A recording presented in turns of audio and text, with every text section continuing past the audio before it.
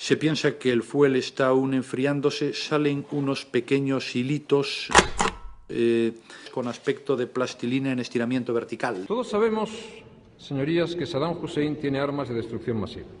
Y no ha habido armas de destrucción masiva. Eso lo sabe todo el mundo y yo también lo sé. Ahora, tengo el problema de no haber sido tan listo, de haberlo sabido antes. En estos momentos las fuerzas y cuerpos de seguridad y el Ministerio del Interior no tienen ninguna duda que el responsable de este atentado es la banda terrorista ETA. Como he señalado, que un referéndum donde se va o se pretende poner en tela de juicio la soberanía del conjunto del pueblo español no se va a celebrar.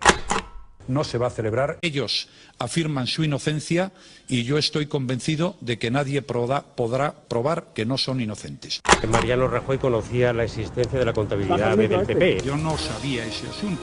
Eso ya es muy difícil de acordar. No lo puedo saber. Lo desconozco absolutamente. No ha habido referéndum, ni apariencia de tal.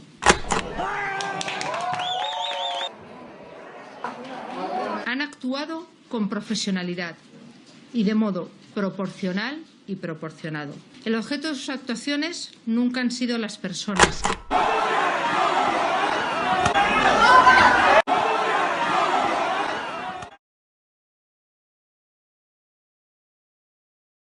Mientras yo sea presidente del Gobierno de España, y lo puedo garantizar, creo que para el futuro también, no habrá independencia de ningún territorio español.